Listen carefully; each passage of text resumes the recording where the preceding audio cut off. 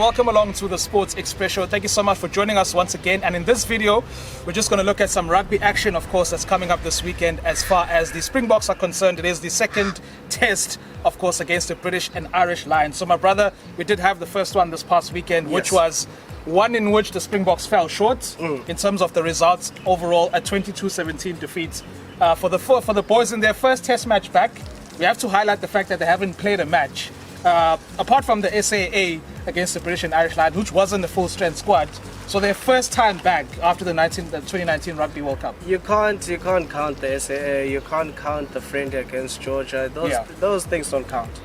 And you could see the boys were gassed out by going to halftime. You could see they were tired because there's a difference between friendly and there's a difference between test match, and not only a test match against a formidable nation, but a test match a team made up of four nations. Best of four. It's the best of the best of the best of the best, quite literally. So for me, it was a tough match. It was a tough match, and I'm proud of the boys. Yes, it was a loss and all those things, but I mean, we haven't played proper competitive rugby since the 2019 World Cup.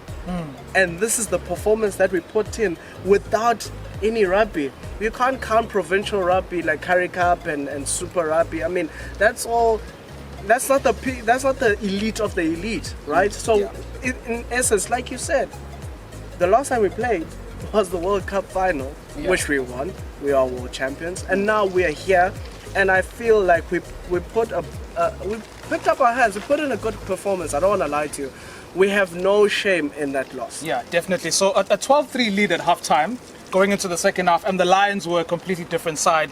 In the second half, we also had quite a number of decisions going against us. Yes. You know, that prompted a whole lot of talk from people's social media afterwards. Even our director of rugby / water boy. The greatest water boy of all time. Rassie Erasmus. I mean, come on.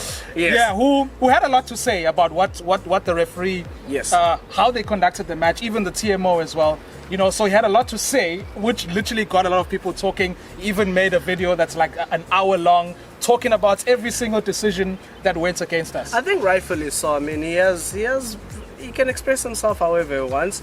And of course, obviously, what I'm going to say is bias, right? Yeah. But if you look at it, I mean, there were 26 incidences in his 62-minute video that shows that calls were against us. And so that means that the ref on the day was not up to scratch. Yeah. So he needs to, I hope the light that has been shone on the ref will make him pick up his performances, or another ref come into the situation. I don't know how it will end up, but there were many injustices against us in that match. And so Rassie Erasmus, he did what he had to do, Brian. He did it well, and And he's also offered to step down, you know, given everything that has happened. To be honest with you, I don't think that's necessary, because what's stepping down gonna do? Because it's not gonna alter the performance of the ref. It's not like ref was I can ref properly now. You get what I'm saying? So I don't see the point, really. I think he should stay in his role as water boy / director of rugby, because I mean his main position is water boy. Phenomenal water boy, by the way. He should stay there, and then I think that will put the necessary pressure on the ref to actually make the right calls. I mean, let's look at our history as South Africa in terms of rugby. We've always had shocking decisions against us, and this is the first time in decades. Okay, I'm over exaggerating, but in years where we've actually spoken up and be like, this is wrong.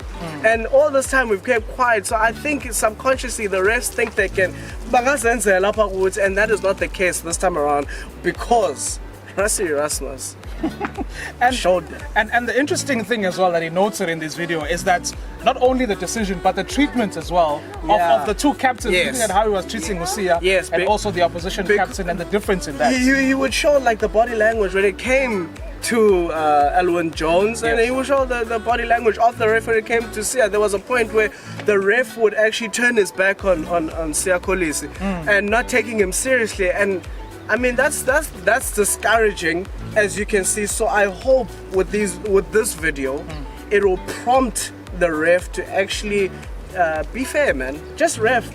Yeah. It's as simple as that. So we'll see how we end up. Or, flip the coin and land it on the other head. It could be the fact that the ref could be even harsh on us because of that now. Yeah. Who knows? Because now because a ref is a human, he has feelings, so he might take it out on the team.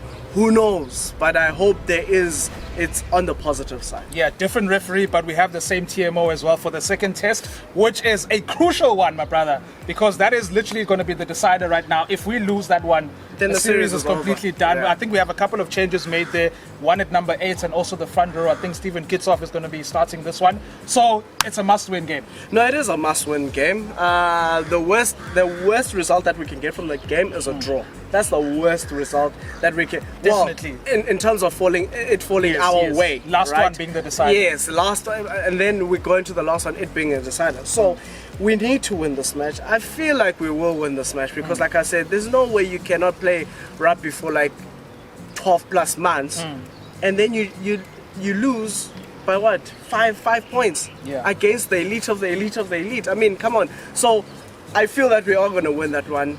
I feel that. I'm hoping that the ref will pull up his socks.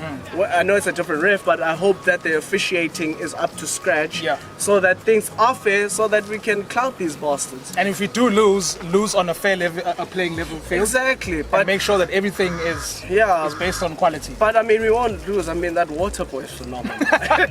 We can't lose this one, my brother. We cannot lose this one. And of course, the boys, we all know what they're capable of.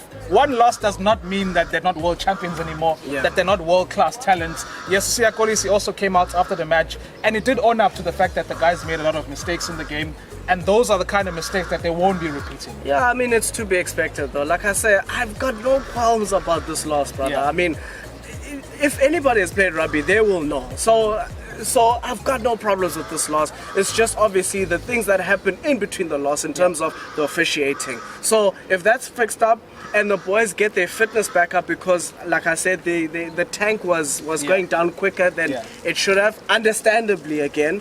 If they fix that, we're going to beat the British and Irish Lions and win the series. Right, second test coming up on Saturday, literally a decider for South Africa, so we need to make sure that we get over the line for that one. Yeah, no, we will. In fact, I'm very confident. Yeah, definitely. Place your bets, South Africa to win. Guys, thank you again for tuning in. Make sure you please comment, like, and subscribe. And we'll catch you again next week, guys. Thanks.